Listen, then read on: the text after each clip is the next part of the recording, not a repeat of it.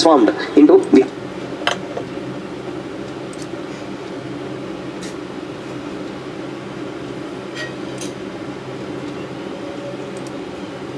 Recording in progress.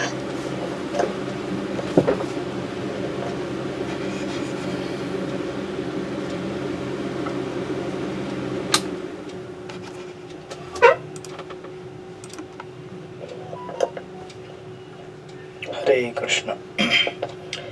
नमो विष्णुपादाय कृष्णपृष्ठाय भूतले श्रीमते भक्तिवेदांत स्वामिनिति नामिने।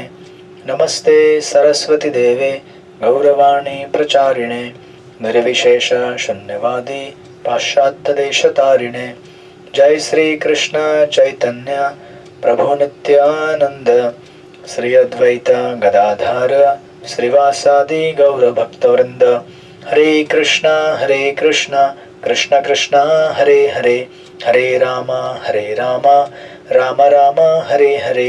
हरे कृष्णा कृष्ण कृष्णा हरे हरे, हरे राम राम राम हरे हरे।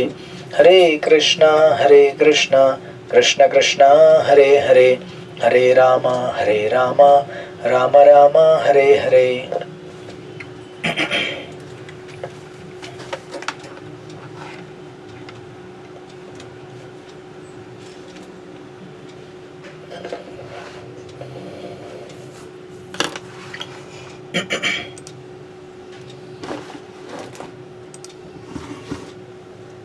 जीवन वो ऐसे चालू कर।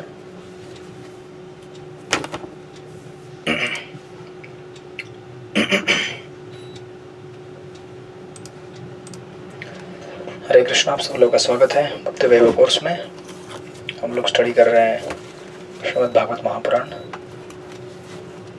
अध्याय स्कंद नंबर 3। हम लोग लास्ट टाइम अध्याय नंबर 8 के अंतिम कुछ श्लोकों में थे, राइट सृष्टिपति प्रभु?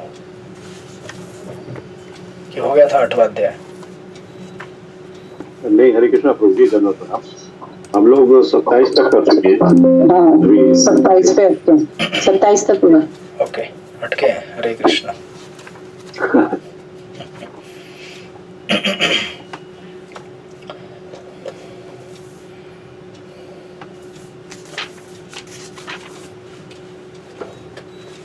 तो ये अध्याय का शीर्षक है गर्भक्षय विष्णु के द्वारा ब्रह्मा का प्राकट्य। और हमने शॉर्ट में इसका क्रिएशन का सैंपल देखा था। उसके तत्पश्चात ब्रह्मा जी ने भगवान के लिए प्रार्थना अर्पित की थी, राइट? सो यहाँ भी प्रार्थना है और आगे जाकर भी प्रार्थनाएं होंगी उनकी। इन प्रार्थनाओं की सीरीज में इस श्लोक में हम लोग रुक गए थे 27। यस, 27 हमने पढ़ लिया था। उन्होंने भक्तों की सेवा भी स्वीकार की और अपनी सुंदर हंसी से उनका कष्ट मिटा दिया। कुंडलों से सज्जित उनके मुख का प्रतिबिंब अत्यंत मनोहारी था, क्योंकि यह उनके ओठों की किरणों तथा उनकी नाक एवं भवों की सुंदरता से जगमगा रहा था। सो ये गर्भोदक्षायी विष्णु है जिनका दर्शन कर रहे हैं ब्रह्मा जी। और जैसे हमने देखा था उनका तुलना इससे किया गया है एमराल्ड माउंटेन से, मूंगे का पर्वत। और फिर उस तरह से वर्णन आगे बढ़ता है। जब वो भगवान का दर्शन करते हैं तो भगवान का स्मित हास्य उन्हें दिखता है। और ब्रह्मा जी कहते हैं भगवान अपने भक्तों को उनकी सेवा के रिटर्न में क्या देते हैं? अपनी मुस्कान देते हैं। हरे कृष्ण। और इसका अनुभव आपको है। मुस्कान देते हैं और जिनको मिल जाती है उनको धन मिल जाता है। जिनको नहीं मिलती है वो सोचते हैं कि और कुछ नहीं मिल रहा है, अब कब मिलेगा और कुछ। सो आप देखेंगे पुरपट में प्रभुपाद लिखते हैं भगवान अपनी भक्ति से अत्यधिक अनुग्रहित होते हैं। आध्यात्मिक कार्यकलापों के विभिन्न क्षेत्रों में अनेक अध्यात्मवादी हैं, किंतु भगवान की भक्ति में सेवा अद्वितीय होती है। भक्तजन अपनी सेवा के बदले में भगवान से कुछ भी नहीं मांगते, यहाँ तक कि भगवान के द्वारा प्रदान की जाने वाली सर्वाधिक इच्छित मुक्ति से भी वे इनकार कर देते हैं।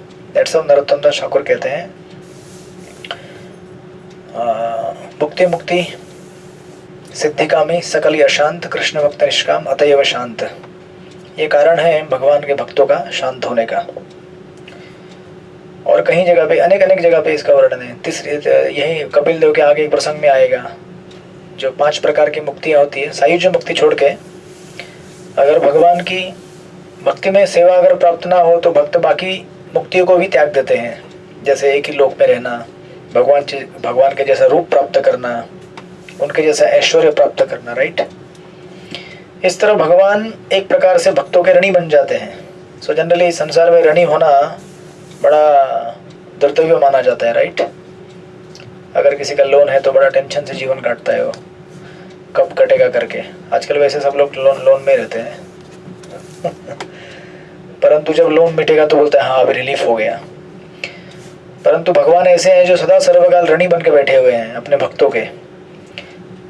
उनके भक्तों का ऋण उनके ऊपर है कि इतनी सेवा करते हैं और उस सेवा के बदले में मुझसे कुछ नहीं मांगते वो।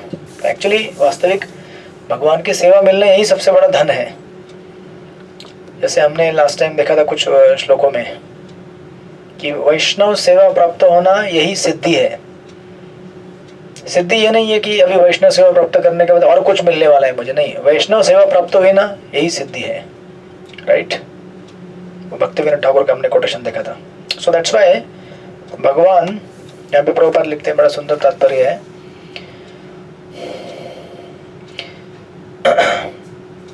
इस तरह भगवान एक प्रकार से भक्तों के ऋणी बन जाते हैं और वे अपनी सदा मोहक मुस्कान से ही भक्तों की सेवा से उन्नरण होने का प्रयास करते रहते हैं। और एक्चुअली इवन इस जगत में भी अगर देखेंगे आप, सबसे बड़ी चीज़ अगर हम किसी को दे सकते हैं तो वो है 2 मीठे वचन और एक प्यार भरी मुस्कान, हरे कृष्ण जिसके लिए लोग संसार में तरसते हैं। वो अगर नहीं मिली और बाकी सब कुछ मिल गया फिर भी जीवन खाली खाली हो जाता है। सब कुछ प्राप्त होने के बाद भी अगर हमें वो अफेक्शन और स्नेह प्राप्त ना हो तो जीवन में बहुत कुछ होने से भी कुछ मतलब नहीं होता, क्योंकि हमारा जो मूल है वो है प्रेम प्राप्त करना। राधा स्वामी महाराज कहते हैं हमेशा प्रेम प्राप्त करना और प्रेम देना ये जीव का मूल अस्तित्व का आधार है। तो अगर प्रेम नहीं मिलेगा या फिर हम प्रेम किसी को दे नहीं पाएंगे तो अपूर्ण महसूस करते हैं हम लोग। सो दैट्स व्हाई भगवान यहाँ पे प्रभुपाद कहते हैं भक्तजन भगवान के हंसमुख मुद्रा से सदा तुष्ट रहते हैं और जीवंत होते रहते हैं। इस संसार में भी कुछ कुछ उदाहरण आप देखेंगे। कुछ ऐसे संबंध होता है जैसे माँ और बच्चे का संबंध होता है। माँ केवल देखना चाहती है कि बच्चा मेरा खुश रहे, बस। भले बच्चा ये उम्मीद रखे या ना रखे, लेकिन माँ तो रखती है कि मुझे केवल अपने बच्चे से कुछ नहीं चाहिए, वो खुश रहे, राइट। एक सेल्फलेस रिलेशनशिप का एक सैंपल इसमें आप देख सकते हैं संसार में, और उसका परफेक्शन भगवान के संबंध में आता है। भक्त को इस तरह जीवंत देखकर भगवान और अधिक तुष्ट होते हैं। इस तरह सेवा तथा स्वीकृति के ऐसे आदान प्रदान से भगवान तथा भक्तों के बीच सतत एवं दिव्य स्पर्धा चलती रहती है। दिव्य स्पर्धा मतलब भगवान भक्तों को खुश देखना चाहते हैं और भक्त भगवान को खुश देखना चाहते हैं। इसे चैतन्य चरितामृत में कहा गया है, हुरा हुरी लागे दुही जने। Krishna wants to see gopis happy, और गोपीज देखना चाहते हैं कृष्ण को खुश। जितने कृष्ण खुश होते हैं उतने गोपियाँ खुश होते हैं, जितने गोपियाँ खुश होते हैं उतने कृष्ण खुश होते हैं। इस तरह से चैतन्य महाप्रभु ने कहा है आनंदम बुद्धिवर्धनम, ये आनंद बढ़ते ही जाता है, बढ़ते ही जाता है, बढ़ते जाता है। इसलिए कई बार शास्त्रों में कहा गया है कि इसको नाप नहीं सकते। इसका ये कारण है, क्यों नाप नहीं सकते? क्योंकि बढ़ते जाता है बढ़ते जाएगा तो कैसे नाप पाएंगे आप? अभी कुछ घंटे पहले आपने नाप लिया था 1 बाल्टी था, तो अभी थोड़े समय के बाद वो 1.5 बाल्टी हो गया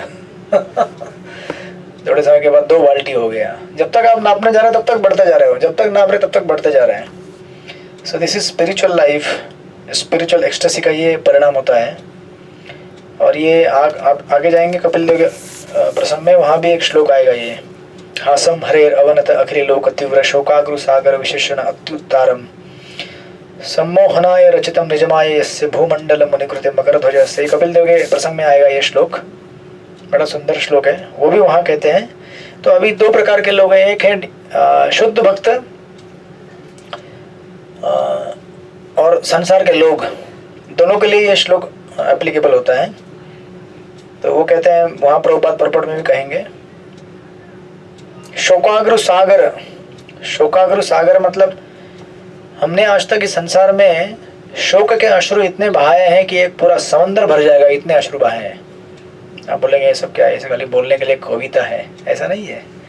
हमने जितने जन्म लिए हैं, करोड़ों करोड़ों अब्जों जन्म, उनमें सारे अगर अश्रु की इकट्ठा कर दी जाए तो सागर सचमुच भर जाएगा, इतने अश्रु हमने बहाए हैं, राइट।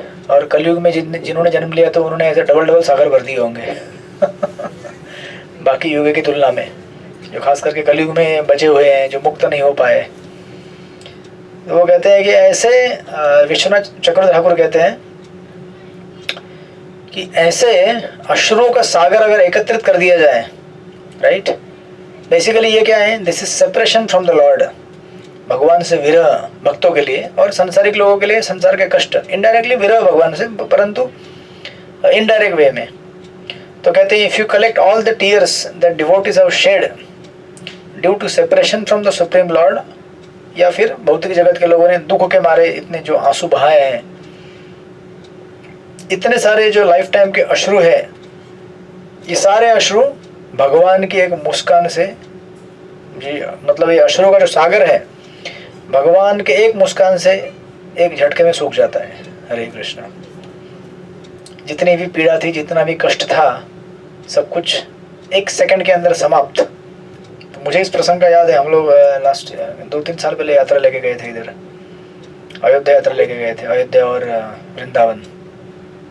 तो जैसे यहाँ से निकले, वो गरीब रथ का ट्रेन था, हमने सोचा था गरीब रथ में एंजॉय करेंगे जैसे यहाँ से निकले, पता चला ट्रेन 14 घंटा लेट, डे 1। हरे कृष्णा।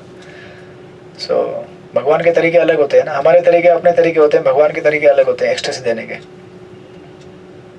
तो ठीक है, क्या करें, अभी 14 घंटा लेट है, कोई बात नहीं। पहले वृंदावन का था हमारा, फिर हम लोग, और वो भी उस समय मथुरा स्टेशन का रिनोवेशन चालू था, आपको मालूम रहेगा, 1-2 साल पहले। तो ट्रेन एकदम बाईपास होकर जाती थी उधर से, राजस्थान से, और सवाई माधोपुर होकर जाती थी ऊपर से। तो ट्रेन पहले से लेट, सारा स्केड्यूल जो था वो एक दिन कैंसिल, मतलब पूरा फास्ट फॉरवर्ड हो गया। मुझे याद है उस यात्रा में मैंने एक भी कथा नहीं किया था, ना कहीं एक भी कीर्तन हुआ ट्रेन में छोड़कर, कहीं भी नहीं, क्योंकि जहाँ उतरते थे आगे भागना है, आगे भागना है। तो ये लोग आगे निकले, आई थिंक रात को 12 बजे या कुछ, तो 11 बजे पहुँच गए थे सवाई माधोपुर। वहाँ से बस से हमें वृंदावन जाना था, कुछ तो 4 घंटे का जर्नी, लेकिन वो हो गया कुछ तो 10 घंटे का जर्नी। हरे कृष्णा। क्योंकि रात में जब बस में बैठे तो इतना घना कोहरा लगा हुआ था, बस वाला पता नहीं कैसे बस चलाया, उसको देख के हम लोग डरते थे। मैं आगे की सीट में था, तो आगे कुछ दिखता ही नहीं था, मतलब खाली एक 100 मीटर का दिखता होगा आगे, 50 मीटर का, उसके आगे क्या है, भगवान जो हमें लेके जाएंगे, जैसे लेके जाएंगे। ऐसे करते करते करते करते करते करते करते सुबह 4 बजे वृंदावन में उतर गया गाड़ी। फिर वो बोला गाड़ी वाला अंदर नहीं जाएगा, गाड़ी बाहर ही रुकेगा, अंदर भीड़ है, ये वो है, फलाना फलाना। बस अब तो जितने भी ड्यूटी थे वो एक तरफ, मैं एक तरफ, आक्रमण चालू आप थे ना रमेश मोदी प्रभु? हरे कृष्णा। रमेश मोदी प्रभु ने विटनेस किया वो यात्रा। आक्रमण चालू हो गया उधर से ड्यूटीज का, ऐसा हो गया, वैसा हो गया, ये है वो है, फलाना फलाना फलाना, जो भी था। लोगों के आंखों से आंसू निकलने लगे, मेरी आंखों से भी आंसू निकलने लगे कि क्या, कहाँ फंस गया यार, किधर शांति से बैठ के उधर ऑफिस में क्लास ले रहा था, चलो के चक्कर में फंस गया, ये सब यात्रा वात्रा निकालने के झंझट में। फिर उधर से एक एक करके उठा के सामान, टेम्परेचर आई थिंक 8 या 9 डिग्री था, और ये लोग सुबह उतर गए, कुछ भूख में सब परेशान, प्रसाद नहीं, ये नहीं वो नहीं। सबसे मज़ा गेस्ट हाउस में जाने के बाद आया, किसी के रूम में गीजर चल रहा है, किसी के रूम में गीजर नहीं चल रहा है। हरे कृष्णा। तो ऐसे करते करते करते समूह वृंदावन कवर कर लिया हमने। फिर अयोध्या के लिए निकले हम लोग। तो वृंदावन मथुरा से ट्रेन पकड़ना था हमको अयोध्या का। उधर भी हम लोग को ट्रेन रात को 10 बजे पकड़ना था। वहाँ चले गए, पता चला ट्रेन 5 घंटा लेट। हरे कृष्ण। फिर हमको पहुँचना था कुछ तो 1-2 बजे, तो सुबह पहुँच गए हम लोग। सॉरी सुबह नहीं, कुछ तो शाम को पहुँचने वाले थे 4 बजे, वो पहुँच गए 10 बजे पहुँच गए रात को 10:30-11 बजे पहुंचे थे। हाँ 10:30 बजे। तो फिर ये श्लोक मुझे तब याद आया, वहाँ जब पहुँचे तब तक इन लोगों का हो चुका था सिस्टम, गर्म हो चुका था, इतना गर्म हो चुका था कि हरे कृष्णा ऐसे देखते ही फ्यूम्स निकलता था डिवोटीज के इधर से, फ्यूम्स। तो फिर 9:30 पौने 10 के आसपास पहुँच गए थे हम लोग अयोध्या में। तब तक मंदिर खुला था। मैंने बोला कि सामान इधर ही स्टेशन में डंप करो, जाके दर्शन करके आ जाओ, क्योंकि बाद में फिर कल क्या होगा पता नहीं। तो ये लोग गए, सब सामान डाल के यहाँ वहाँ गए, दर्शन करके आए। उसके बाद फिर सब लोग बोले प्रभु जी क्या आनंद आया हमें दर्शन में, आपको क्या बताएं, हमें अभी कोई तकरार नहीं है, कोई भी थकान नहीं है, कोई गुस्सा नहीं है, कुछ भी नहीं है। ये श्लोक जब ये श्लोक याद करेंगे, उसका परपोर्ट समझने के लिए आपको इतना बड़ा जोखिम उठाना पड़ेगा, ठीक है ना। श्लोकों का तात्पर्य समझने के लिए प्रैक्टिकल डिवोशनल सर्विस में उतरना पड़ता है, तब जाके आपको समझ में आएगा इसका अर्थ क्या है। जब भगवान का एक बार दर्शन हुआ रामलला का, हा, मेरा नहीं हुआ था, इन लोगों का हुआ, तो ये लोग शांत हो गए। बोले कुछ लोग बोले थे कि कुछ लोग वहाँ जाने के बाद रो रहे थे, कुछ डिवोटीज बोले रोए उधर भगवान के सामने। ये लोग इतना अच्छा दर्शन हुआ, ये हुआ वो, बाप रे। मैं बोला यात्रा सफल हो गया लगता है। मेरा तो नहीं हुआ, इन लोगों का पक्का हो गया। इस तरह से फिर ऑफकोर्स बाद में फिर हम लोग आए, रिटर्न आ गए, बॉम्बे वापस आ गए। फिर मैंने पूछा सब लोगों को कैसा रहा यात्रा। फिर मैंने बोला देखो यात्रा प्लानिंग करने का श्रेय हमारा होता है, लेकिन यात्रा एग्जीक्यूट करने का जो भी इच्छा है वो भगवान का होता है। जैसे व्हाट्सएप में आप लोग वो मैसेज डालने के बाद मैसेज को कभी कभी एडिट करते हैं ना, वापस एडिट बटन रहता है ना, वैसे हम लोगों ने तो मैसेज पोस्ट कर दिया कि हमको जाना है, लेकिन इसको एडिट करने का काम भगवान ने किया। बोले तुम लोगों को ऐसे नहीं, ऐसे लेके जाऊंगा मैं, लोगों को जिंदगी में मज़ा आना चाहिए थोड़ा सा। और कुछ लोगों को मज़ा भी आया, एडवेंचर।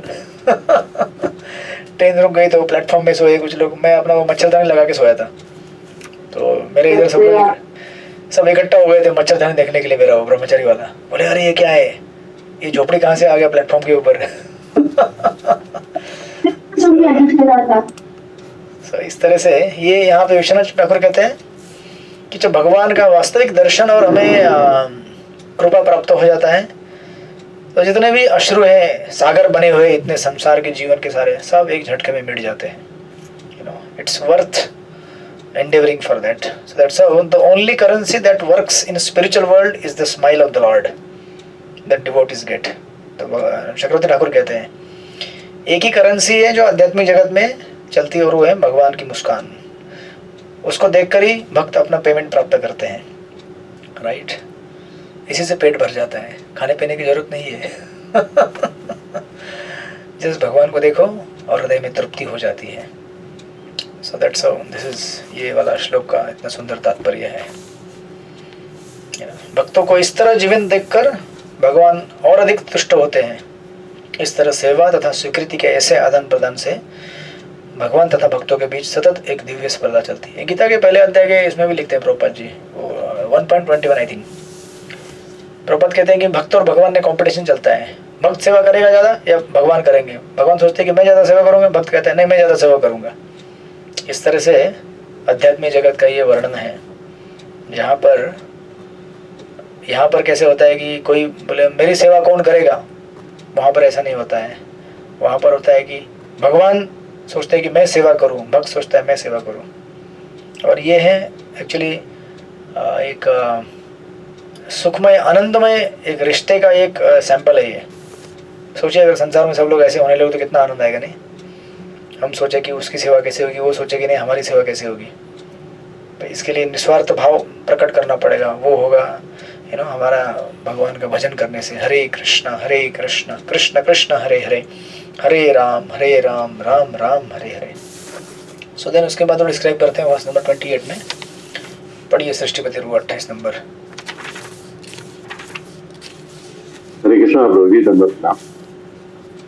कदम्ब किंजल कपिशंग वाससा ज्वलन कथम मेखलया नितंबे हारेण चानंत धनेन वत्सा श्रीवत्स वक्षा स्थल वल्लभेन।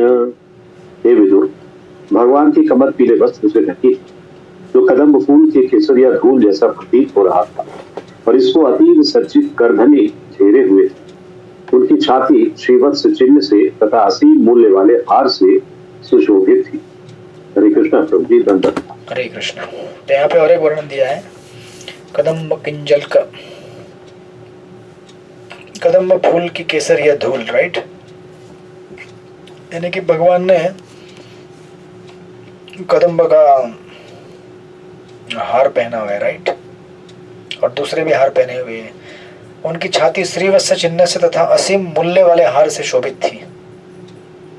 और विश्वनाथ चक्रधर ठाकुर इसको तात्पर्य देते समय कहते हैं, ये जो हार है इसको इतना असीम मूल्य वाला क्यों कहा गया है? ऐसे तो भगवान के शरीर पर जो भी आभूषण लगे हुए हैं सारे असीम मूल्य वाले हैं, राइट, और सारे आध्यात्मिक है। बट स्पेशली जो माला चढ़ी हुई है, राइट, छाती पर, वक्षस्थल वल्लभेन,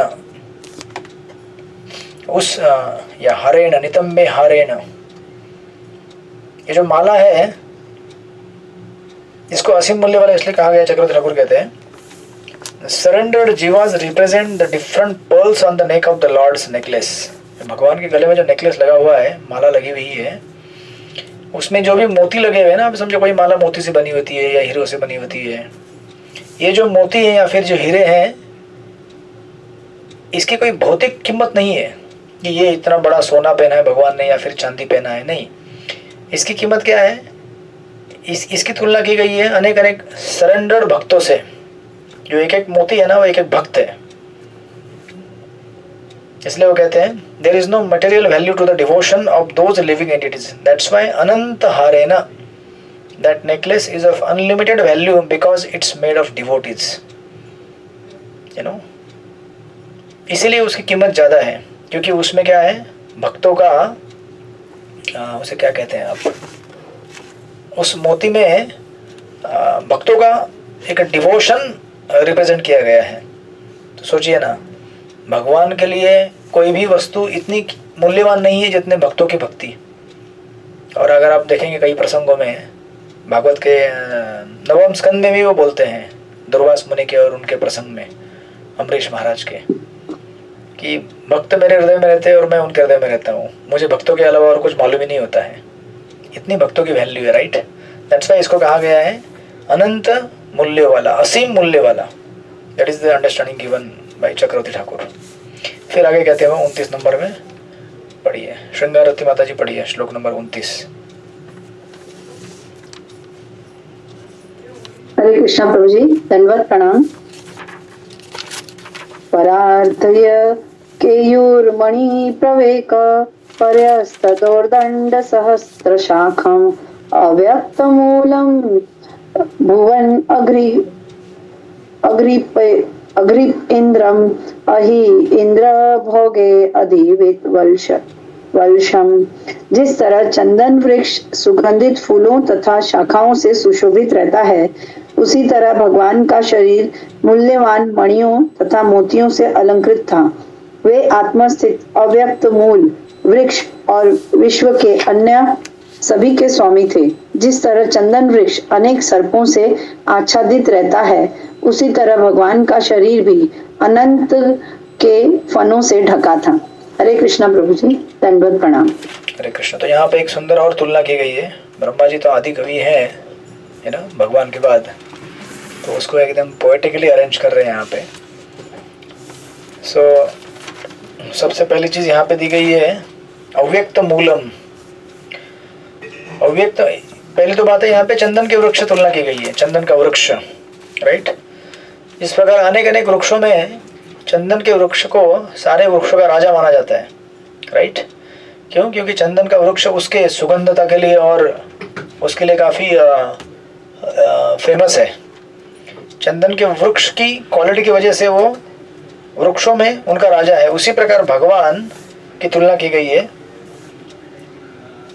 और उनकी तुलना करते समय ये चंदन का वृक्ष जो है, इसका एक वर्णन यहाँ पे पहले आता है, अव्यक्त मूलम। अव्यक्त मूलम यानी कि अब अगर वर्ड में देखेंगे वहाँ पे प्रबंध दिया है आत्मस्थित, या फिर चक्रधर ठाकुर हमें बोलते हैं, प्रभुपाद ने ब्रैकेट में भी दिया है आत्मस्थित अव्यक्त मूल। परपट में जाएंगे तो आपको दिखेगा यहाँ पर अव्यक्त मूलम शब्द महत्वपूर्ण है। सामान्यतः कोई भी व्यक्ति वृक्ष की जड़ें नहीं देख सकता, बराबर है। आज तक आपने किसी वृक्ष का जड़ देखा है? और अगर एक्चुअली हम ट्रेस आउट भी करने जाएंगे, समझो आपने बोला कि नहीं तो दिखता नहीं, मतलब कि अंदर तो है ना वो, इसको अगर थोड़ा सा खोद के निकालेंगे तो दिख जाएगा। आप अगर उसको कितना भी खोद के निकाले, उसका जो मेन छोटा ब्रांच नीचे गया टूट जाता है, आप उसके तक पहुंच नहीं पाएंगे, फिर वो बीच में टूट जाएगा। इवन मटेरियली स्पीकिंग अगर आप ढूंढने जाएंगे तो भी मिलता नहीं है। तो यहाँ पर प्रभुपाद कहते हैं सामान्यतः कोई भी व्यक्ति वृक्ष की जड़ें नहीं देख सकता, किंतु जहाँ तक भगवान का संबंध है वे अपनी स्वयं जड़ है, क्योंकि उनके चिरंतन बने रहने का उनके अतिरिक्त कोई और पृथक कारण नहीं है। मतलब कहने का अर्थ ये है कि अगर आप ढूंढने भी जाएंगे तो भगवान कहाँ से प्रकट होते हैं ये आप ढूंढ नहीं पाएंगे। हरे कृष्ण। जिस प्रकार चंदन के पेड़ का मूल आप ढूंढ नहीं पाएंगे, उसी प्रकार you can not understand the origin of the Lord. भगवान कैसे प्रकट हो गए, कहाँ से प्रकट हो गए, वो आप ढूंढ नहीं पाएंगे, राइट। अव्यक्त, इसीलिए उनको अचिंत्य कहा जाता है शास्त्रों की वाणी में। प्रभुपाद वहाँ लिख भी रहे हैं वहाँ पे उस चीज को।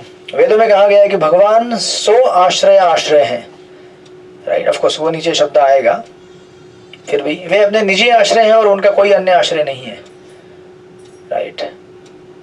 तो कभी कोई किसी को प्रभुपाद को चैलेंज करता था कि इस संसार में सबके पिता रहते हैं, तो भगवान के पिता कौन है? तो प्रभुपाद बोलते हैं जिसका कोई पिता नहीं है वो भगवान है। आप ढूंढते ढूंढते जाओगे कि इसका पिता ये है, इसका पिता है, इसका पिता ये है, अल्टीमेटली ब्रह्मा जी तक पहुंच जाओगे। बाद में ब्रह्मा जी के पिता कौन है आपको मिल जाएंगे, गर्भोदक्षाई विष्णु। चलो उनको भी ढूंढ लेंगे आप तो कृष्ण तक चले जाएंगे, फिर उनका तो कोई पिता है नहीं। तो लीला में है नंद बाबा है या फिर वसुदेव हैं, लेकिन तत्व के हिसाब से जिसका कोई पिता नहीं उसे भगवान कहते हैं। आप अंत तक पहुंच गए, राइट। So that's how. उसके बाद और एक शब्द है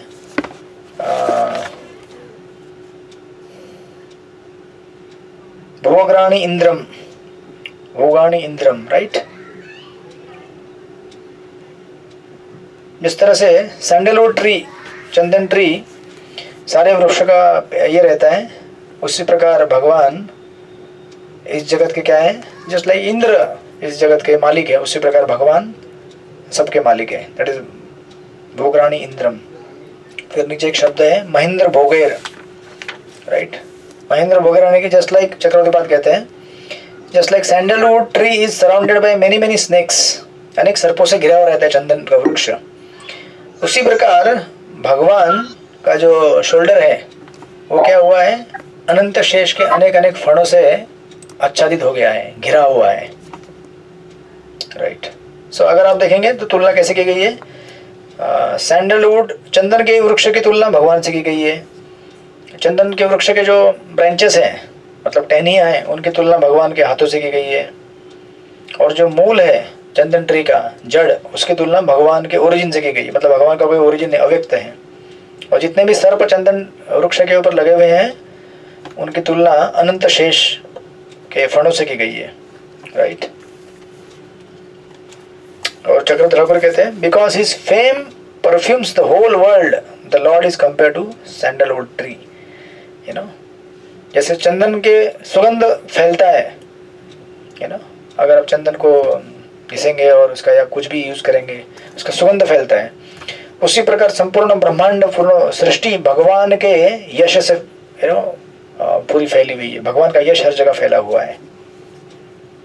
और he has thousands of arms spread all over thousands of branches of tree, right? जिस प्रकार विश्व रूप में उनके हजारों हाथ फैले हुए हैं, उसी प्रकार जिस प्रकार वृक्ष के उसके अनेक अनेक टहनियाँ हर जगह फैली हुई हैं, इस तरह से उनका वर्णन है। काफी पोएटिक ब्रह्मा जी। फिर आगे कहते हैं 30वें श्लोक में, पढ़िए चित्रलेखा सखी माता जी पढ़िए श्लोक नंबर 30। हरे कृष्ण, दंडवत प्रणाम प्रभु जी। चर अचर औप भगवत महिमंग अहीन्द्र बंधुम सलिलम उपकूडम किरीट सहस्र हिरण्य शृंगम आविर्भवत कौस्तुभ रत्नागर्भम। एखाद्या महान पर्वताप्रमाणे भगवंत सर्व चर आणि अचर प्राणी मात्रांचा निवास म्हणून स्थित आहेत. ते सर्पाचे मित्र आहेत, कारण अनंत देव त्यांचे मित्र आहेत. ज्याप्रमाणे पर्वतात सहस्रो सोनेरी शिखरे असतात, त्याप्रमाणे भगवंतांची शोभा सुद्धा अनंत नागाच्या सुवर्ण पुटांनी सुशोभित असणाऱ्या सहस्रावधी फणांसमवेत दिसत होती. कधी कधी पर्वत मौल्यवान रत्नांनी भरलेला असतो, त्याचप्रमाणे भगवंतांचे दिव्य शरीर मौल्यवान रत्नांनी पूर्णपणे मंडित होते. काही वेळा जसा पर्वत सागरामध्ये बुडतो, तसे भगवंतही काही वेळा प्रलय जलामध्ये बुडलेले असतात. हरे कृष्णा। हरे कृष्णा। इस तरह से यहाँ पे फाइनली भगवान का वर्णन मलय पर्वत से किया गया है, राइट, जो कि सारे चंदन के वृक्षों का स्रोत है, मलय पर्वत, राइट। उसी प्रकार भगवान जगत में सारे वस्तुओं के सोर्स है।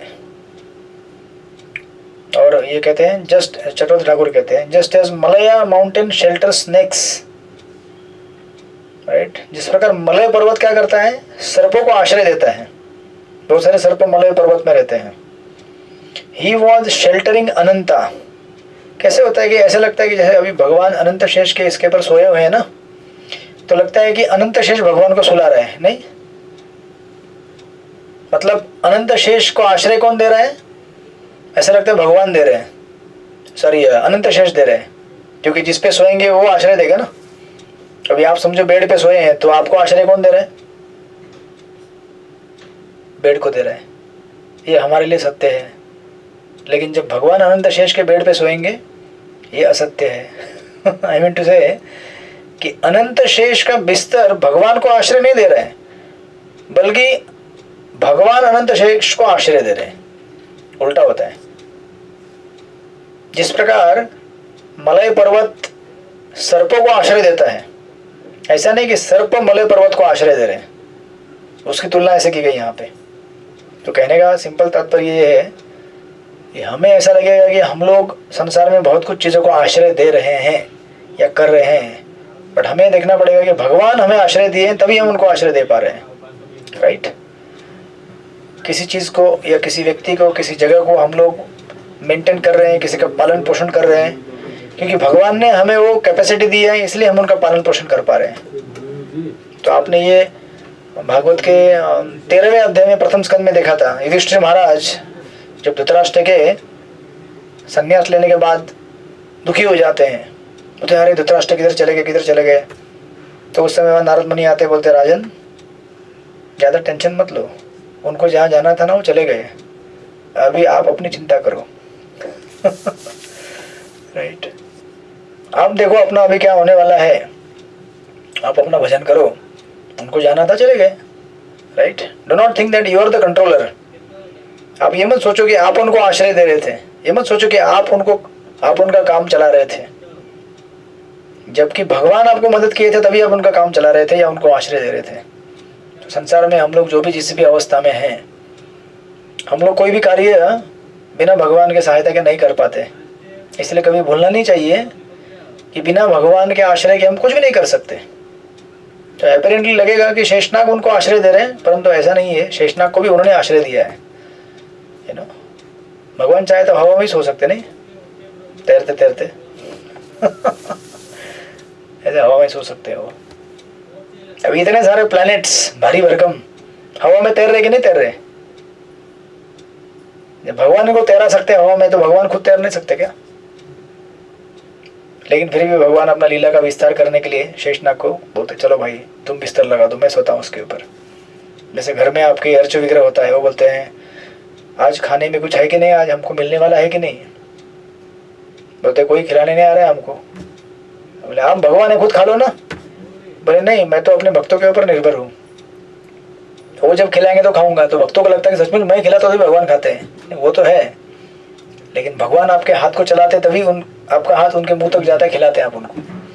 ये ना भूले कि भगवान अपने लीला का विस्तार करने के लिए और आपको मौका देने के लिए सेवा का ये सब आदान प्रदान कर रहे हैं, बट अदरवाइज वो सक्षम है अपने आप में खुद अपनी चीज़ों को कार्यान्वित करने के लिए, राइट। बट आपको वो क्रेडिट देना चाहते हैं कि नहीं मेरे डिवोटी ने किया, मेरा डिवोटी इतना अच्छा है, मेरा डिवोटी, मेरा सोनू है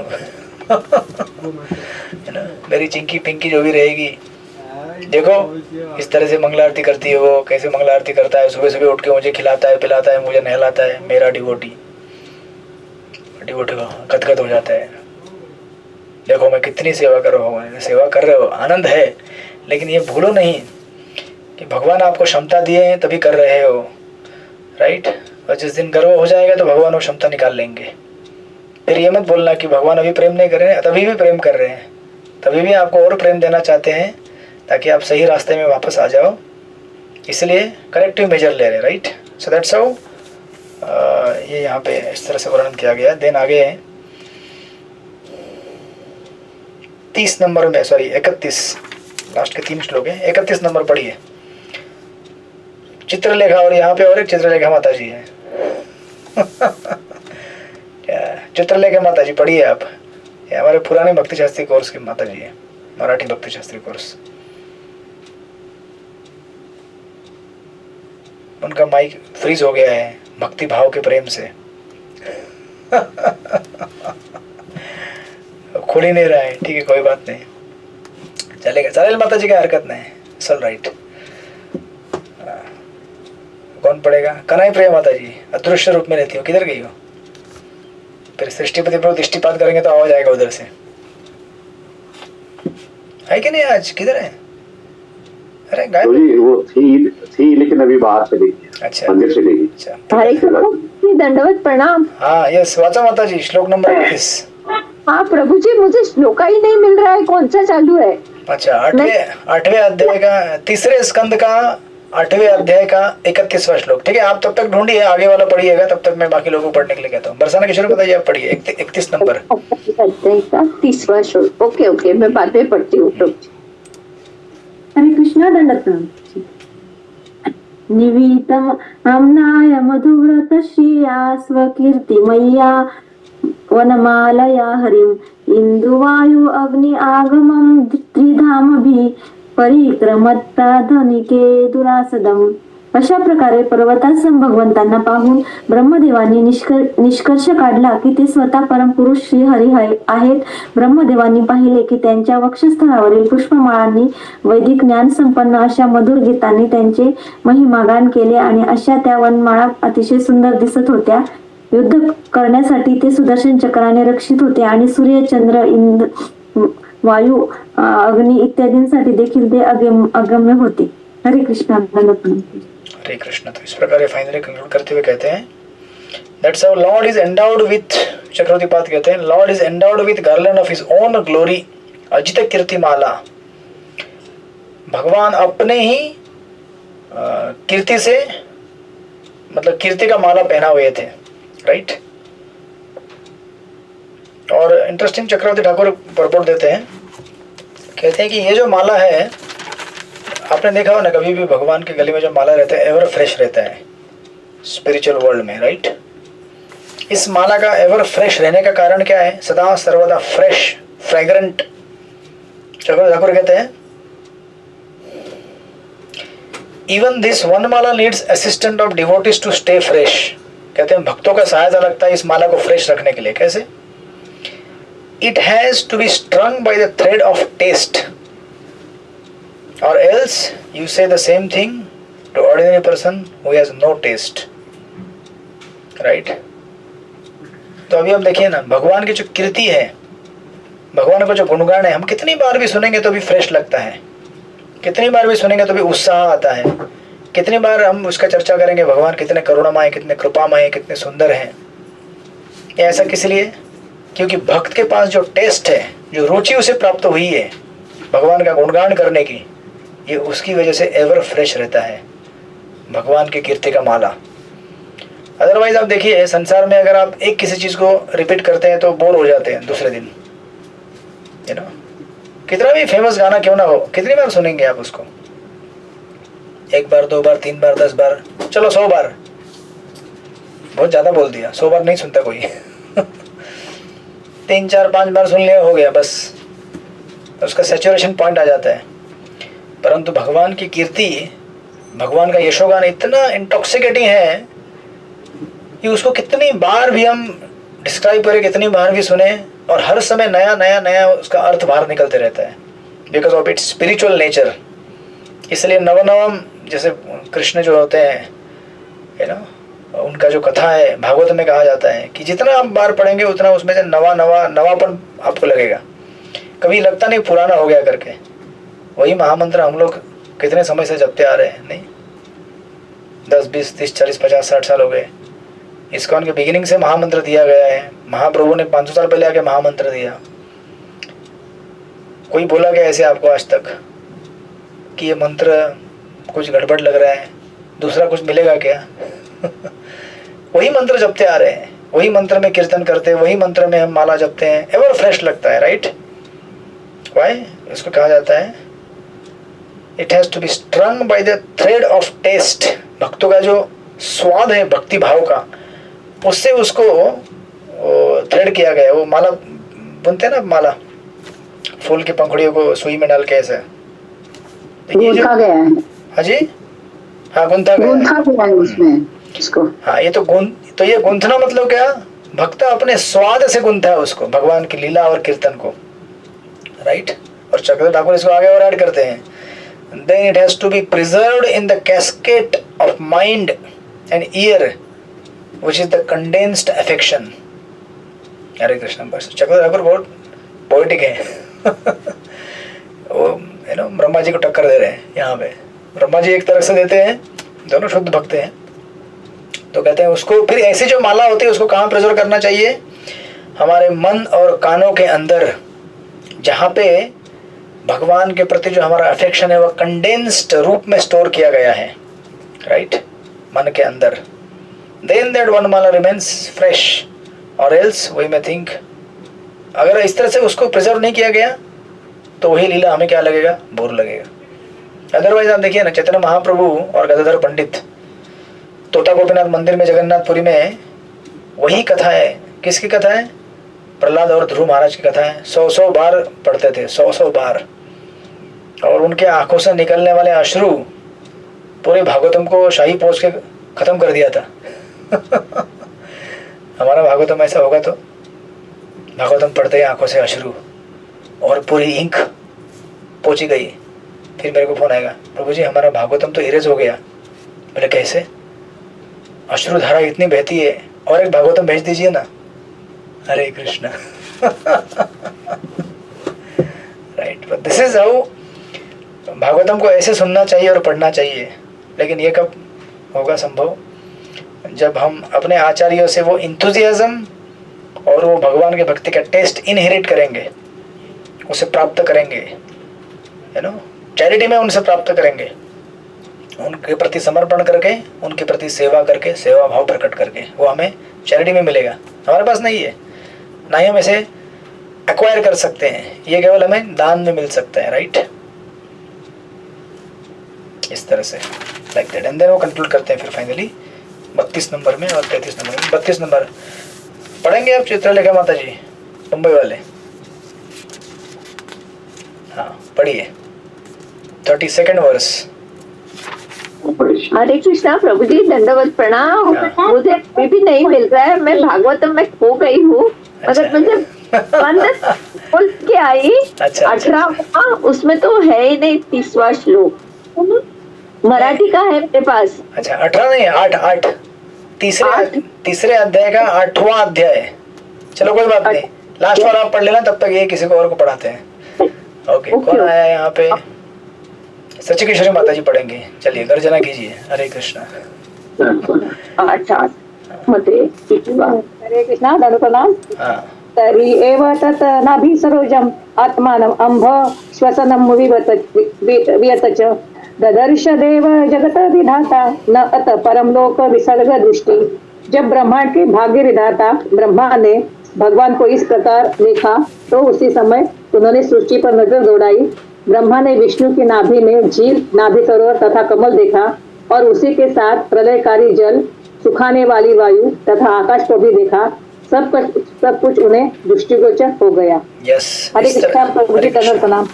इस तरह से जो पहले नहीं दिख रहा था वो अभी उनको दिखने लगा। पहले ब्रह्मा जी ढूंढने गए थे ना कि क्या क्या क्या है, क्या चीज़ है यहाँ पर, वो दिख नहीं रही थी उन्हें। लेकिन अभी उनका जब भक्तिमय मेडिटेशन पूर्ण हो गया, भगवान का उन्होंने गुणगान किया, तब उनको ये दर्शन हो रहा है कि नाभि में झील देखी, राइट, तथा कमल में देख लिया उन्होंने। और उन्होंने 3 एलिमेंट देखे, वाटर, फायर और एयर, जो कि सृष्टि का एलिमेंटल क्रिएशन में आगे मदद आने वाले हैं उनको। फिर लास्ट के श्लोक में कहते हो 33 वर्ष में मिला आपको चित्रलेखा माता जी?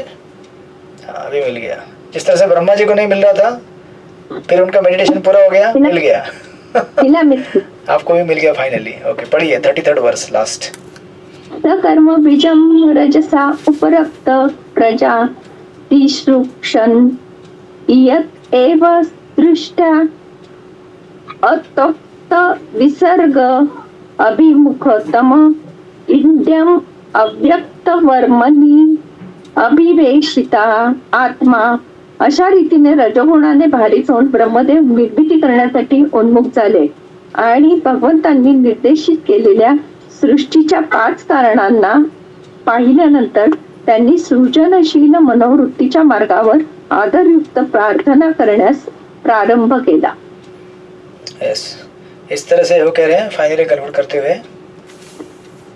ब्रह्मा जी ने फिर ये 5 कारण देखे, right, 5 causes of creation. Basically जो इंग्रेडिएंट है सृष्टि को बनाने के लिए, इंग्रेडिएंट रहते हैं, वो उनको प्राप्त हो गए। सो इसका कंक्लूजन करते हुए प्रभुपाद यहाँ पे कहते हैं, रजोगुण में होते हुए भी संसार में किसी वस्तु का सृजन करने के लिए आवश्यक शक्ति हेतु परमेश्वर की शरण ग्रहण करनी पड़ती है। किसी प्रयास के सफल समापन का यही मार्ग है। तो कैसा होता है, आपने देखा था वो, आई थिंक कहाँ देखा था ये, या तीसरे स्कंद में देखा था, जब एलिमेंटल डेमिगॉड्स प्रार्थनाएं करते हैं ना, जैसे पृथ्वी जल अग्नि आकाश वायु वाले जो एलिमेंट्स का देवता, तो वो that is in primary creation, right, सर्ग में, प्राइमरी क्रिएशन में। तो वो भी भगवान को प्रार्थना किए थे, तभी उनका मार्ग खुल गया था और फिर वो लोग आगे सृष्टि को बढ़ा सके। या फिर अभी यहाँ पर सेकेंडरी क्रिएशन भी क्यों ना हो, जो ब्रह्मा जी जीवों के शरीर बनाएंगे, तभी भी ब्रह्मा जी को भगवान के लिए प्रार्थना अर्पित करनी पड़ रही है। तभी जाकर उनको सृष्टि कैसे करनी है, ये क्रिएशन आगे कैसे बढ़ाना है, उसका संज्ञान होगा। इसलिए कंक्लूजन में सारांश ये है, only by prayer it is possible to do something. केवल प्रार्थना करने से हमारे लिए कुछ आगे करना संभव है, राइट। बिना प्रार्थना के चीज़ें हमारे लिए संभव नहीं होंगी। तो आप बोलते होंगे कि भाई संसार में लोग किधर प्रार्थना करते हैं, वो तो अपना अपना काम कर रहे हैं, राइट। हमारे स्कूल, कॉलेज या फिर बड़े बड़े टेक्निकल इंस्टीट्यूट, वहाँ पे कौन सी प्रार्थनाएं अर्पण होती हैं? तो ये तो प्रॉब्लम है ना। हम अगर प्रार्थनाएं अर्पित नहीं करेंगे, तो अगर हमने अपना एक तथाकथित रास्ता भी बना लिया है संसार में कर्म करने का, वो रास्ता हमें एंटेंगल कर देगा, फंसा देगा इस संसार में। लेकिन अगर भगवान से प्रार्थना करेंगे तो हम अपना कार्य करते रहेंगे संसार में, लेकिन उस कार्य को करते करते उस कार्य में हम फंस ना जाए, ये ध्यान भगवान रखेंगे और वहाँ से हमको बाहर निकालेंगे। आखिर कोई इंजीनियर एक चीज़ बनाता है, राइट, या फिर टेक्निकली वेदों में वर्णन किया कि इस चीज़ को ऐसे बनाना है, वो तो वैसे ही बनेगी, राइट। परंतु उस चीज़ को बनाने के बाद उस चीज़ से अपने आप को मुक्त करना है या बंधन में फंसना है, ये निश्चित होगा हमारी प्रार्थनाओं से। अदरवाइज हम अपने ही क्रिएशन में उलझ जाएंगे। तो आपने घर बनाया है बहुत बड़ा, 2-4 गाड़ी मकान बंगला खरीद लिया है, या फिर कुछ संतानों को जन्म दिया है, तो इन सब चीज़ों में अगर हम भगवान के प्रार्थनाओं से नहीं जुड़े हैं तो हम इसमें फंस जाएंगे। क्रिएशन तो कर लिया हमने, लेकिन उसमें अभी अटकना नहीं है, वहाँ से बाहर निकलना है। तो ब्रह्मा जी की प्रार्थना यहाँ तक समाप्त नहीं होंगी। आगे वाला जो अध्याय है, 9वां अध्याय है, वहाँ जाकर भी ब्रह्मा जी और प्रार्थनाएं अर्पित करेंगे, और 25-30 प्रार्थनाएं अर्पित करने वाले हो। मतलब विचार कीजिए, भगवान से विनती किए बगैर एक तो पहले फॉर्मूला पता करना कठिन है कि संसार को कैसे चलाना है, आपने खुद अगर यहाँ वहाँ उठपटांग हरकत करके पता भी कर लिया, वो भी भगवान की कृपा से ही होता है, हमें समझ में नहीं आता कि उनकी कृपा से हो रहा है, लेकिन प्राप्त भी कर लिया, लेकिन फिर वो क्रिएशन होने के बाद उसमें से मुक्ति का मार्ग ढूंढना कठिन जाएगा अगर हम भगवान से सरेंडर नहीं रहेंगे तो, राइट। सो दैट्स हाउ जब आगे का चैप्टर स्टार्ट हो जाएगा 9वां अध्याय, वहाँ पुनः ब्रह्मा जी प्रार्थना अर्पित करेंगे। 24-25 बड़े बड़े फिलोसॉफिकल और पोएटिक श्लोक अर्पित करेंगे भगवान को, राइट, और उनसे विनती करेंगे। इसलिए उस टाइटल का चैप्टर का टाइटल ही यही है, सृजन शक्ति के लिए ब्रह्मा द्वारा स्तुति। मतलब आपको सृजन शक्ति भी चाहिए तो भी आप भगवान का स्तुति कीजिए। तो आप डॉक्टर हैं, डॉक्टर बनना है आपको, भगवान से प्रार्थना कीजिए, भगवान का गुणगान कीजिए। आपको इंजीनियर बनना है, आइए मंदिर में भगवान का गुणगान कीजिए। आपको पायलट बनना है, आइए भगवान का गुणगान कीजिए। आपको देश का प्रधानमंत्री बनना है, आइए भगवान का गुणगान कीजिए। आप बोलेंगे लेकिन संसार में तो बहुत सारे लोग बिना प्रार्थना किए बन गए हैं डॉक्टर इंजीनियर, तो देखो क्या हालत हो गई है उनकी। डॉक्टर तो बन गया लेकिन किडनी चोरी करता है, पायलट तो बन गया प्लेन को डुबा देता है, हाईजैक कर लेता है, हाँ, या फिर प्रधानमंत्री बन गया या मंत्री संतरी बन गया और पूरा पैसा खा लेते हैं भ्रष्टाचार करके। प्रार्थना जब तक अर्पित नहीं करेंगे तब तक हम अपने ही क्रिएशन में उलझ जाएंगे, राइट। तो अपने क्रिएशन में उलझना नहीं है, क्रिएशन तो करना है हमको, संसार में आए तो क्रिएशन करने के लिए आया ना। अपने ही क्रिएशन से अगर नहीं फंसना है अपने उसमें, तो हमको प्रार्थना अर्पित करनी पड़ेगी और सरेंडर करना पड़ेगा। फिर हम लोग वहाँ से सुखपूर्वक बाहर निकल जाएंगे। सब कुछ बनाने के बाद दे दो, आगे जो भी करेगा सेवा आगे वाला कंटिन्यू करेगा, लेकिन आप वहाँ से निकल जाओ क्योंकि आपका कर्तव्य पूरा हो गया, राइट। काशीनाथ प्रभु, हरे कृष्णा। इस तरह से काशीनाथ प्रभु आशीर्वाद दे रहे हैं कि प्रश्न पूछ रहे हैं। जी मेरा प्रश्न है, पूछिए जी। जैसे आपने बताया बहुत बहुत जबरदस्त आपका बताया, तो बड़ा क्रिएशन है। पर जी मैं उस चीज को मतलब रियलाइज कर रहा था। बोलिए। पर जी जैसे आपने बताया कि कृपा होती है आचार्यों के द्वारा, भगवान के द्वारा, तो आचार्यों से डायरेक्ट कृपा होती है या मतलब सीनियर्स के द्वारा होती है प्रभु जी? और उस चीज को मतलब कृपा को कैसे मतलब प्राप्त किया जा सकता है, मतलब कैसे ले कृपा सीनियर से या आचार्यों से? सिंपल, अपने शास्त्रों में कहा गया है, दास दास दासान दास। जितना नीचे तक आएंगे दास दास दासान दास, उतना ज्यादा कृपा। डायरेक्ट आचार्यों का सेवक नहीं बन सकते। आचार्यों के सेवकों का जितना नीचे आएंगे उतना ज्यादा कृपा। भौतिक जगत में कैसा होता है, जितना ऊपर जाएगा वो सोचता है उतना ज्यादा मिलेगा। आध्यात्मिक जगत में उल्टा है, जितना सेवक बनेगा, मतलब नौकर का नौकर का नौकर का नौकर का नौकर, उतना ज्यादा कृपा। सिंपल फॉर्मूला है जो कि आप ऑलरेडी फॉलो कर रहे हैं। आप हमें याद दिला रहे हैं कि आप सेवक के सेवक बनते रहो इस तरह से। तो हम इसको कंटिन्यू करेंगे कल। ब्रह्मा जी की प्रार्थनाओं को आगे और बढ़ेगा, प्रार्थनाओं का प्रसंग। थीम यहाँ पे क्या है, सिंपल। भागवतम बहुत ही सिंपलिस्टिक है। कुछ टेक्निकल चीजें, कभी कभी आप बोलेंगे 3rd कैंटो इतना टेक्निकल है, 5वां स्कंद बहुत टेक्निकल है। कुछ टेक्निकल नहीं है, सिंपल बताया गया है। प्रार्थना अर्पित करो भगवान को, कुछ भी करना है प्रार्थना अर्पित करो। बिना भगवान को प्रार्थना अर्पित किए, सरेंडर किए, कुछ नहीं हो सकता। तो करोगे भी, बना भी लोगे, फंस जाओगे उसमें। नहीं फंसना है, प्रार्थना अर्पित करो इस तरह से। तो हम कल मिलते हैं, कल देखेंगे वापस। हरे कृष्ण प्रभु जी। यस प्रभु जी, हाँ प्रभु जी, जो 3.3 का आपने एक ही क्वेश्चन दिया है भगवान के वृंदावन के बाहर की लीलाओं का, Yes. तो वो अनुवाद में से प्रभु जी अनुवाद ही मतलब लिखें या पूरा ऐसा? आपको जैसे आता है वैसे आप स्टोरी बनाइए, उसका एक निबंध बनाइए। अच्छा, मतलब स्टोरी टाइप बना के लिख सकते हैं उनको? हाँ, एक लीला को फॉलो करता जाए ना, सीक्वेंस वाइज। एक हाँ, लीला फिर दूसरी कृष्णा लीला। बुक में भी है प्रभु जी, तो उससे भी रेफरेंस ले सकते हैं ना? चलेगा। ओके, कृष्ण लीला में मगन हो जाइए। ओके, हरे कृष्णा। श्रील प्रभुपाद की जय। श्रीमद् भागवत महापुराण की जय। वांछा कल्पतरुभ्यश्च कृपा सिंधुभ्यो च पतितानां पावनेभ्यो वैष्णवेभ्यो नमः। हरे कृष्ण। कोटि वैष्णव वृंद की जय। हरे कृष्ण, हरे धन्यवाद प्रभु जी, कृष्ण, धन्यवाद। हरे कृष्ण, दंडवत प्रणाम।